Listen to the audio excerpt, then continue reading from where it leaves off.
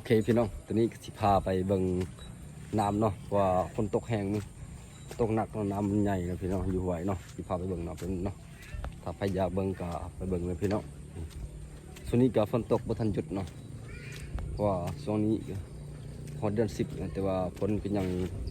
ตกอยู่เนาะพี่น้องเอาสิพาไปเบิ่งเลยนี่ตัวนี้ก็แถวบ้านเนาะถ้าเป็นน้ำคนใหญ่พี่น้อง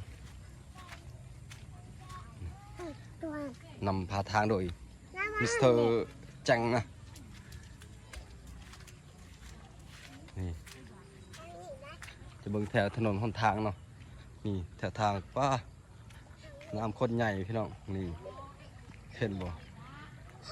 น้ำคนลายเลยสีพาไปเบิ่งทางนั้นเนาะพี่น้องเนาะทางนั้นเนาะทางห้วยเนาะน้ำมันใหญ่พี่น้องเนาะพร้อมไปลุยกันเลยพี่น้องนี่บรรยากาศก็ยังฝนอยู่ฝนตกบ่เศร้าเนาะพี่น้องว่าโซนนี้ก็เป็นเวลาพอฤดูฝนนะพี่น้องเขาไปล้างรถ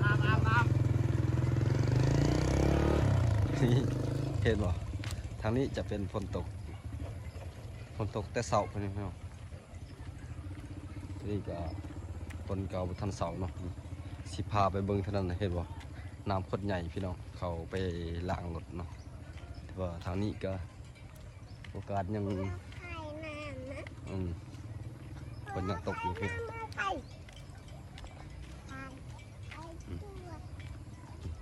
เป็นบรรยากาศทางในบ้านนี่เป็นเด็กน้อยนะมากินน้ำ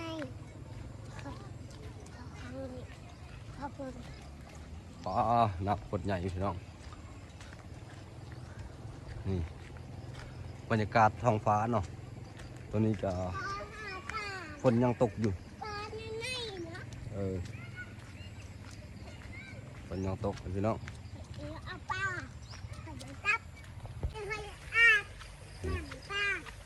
เห็นว่าตัวนี้ก็เป็นห้วยหน่อยๆนะพี่น้องเนาะ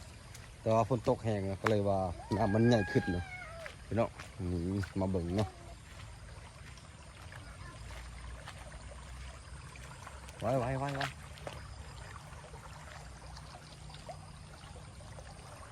โอ้โหคนใหญ่เลยพี่น้องสิพาไปเบิ่งน้ำหอยเนาะเห็นบ่เขาขามถนนพี่น้องโอ้สวยเนาะ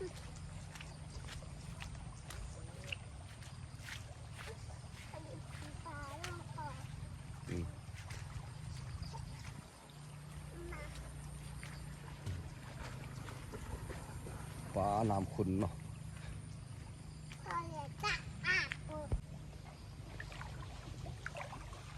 โอ้นี่มาดูคนน้ำข้นใหญ่เนาะนี่เห็นว่ามีคนมาอาบเนาะโอ้รถก็คำ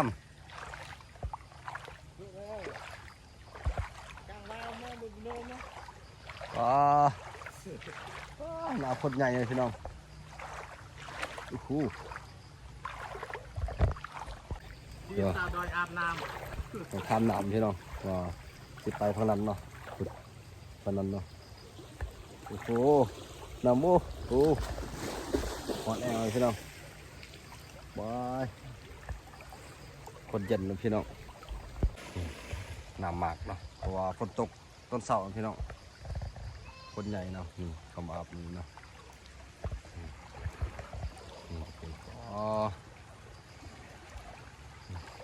พูดไปทางนั้นเนาะแต่ว่าไปกับรถก็บ่ได้เนาะเพราะน้ำใหญ่เนาะ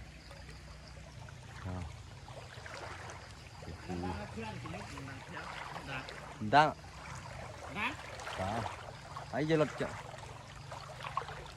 เล่มนะเขื่อนเปิดดับอ๋อ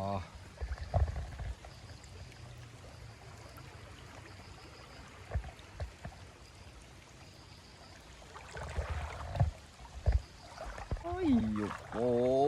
โหน้ำเนาะน้ำใหญ่หลายแต่เธอเขามาอาบอยู่นี่เนาะพี่น้อง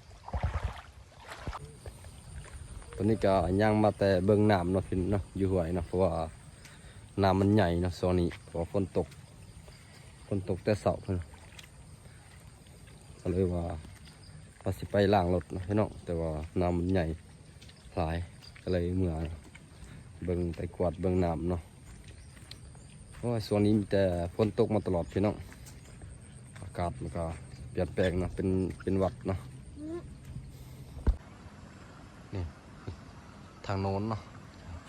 จะเป็นหมอกเนาะพี่น้อง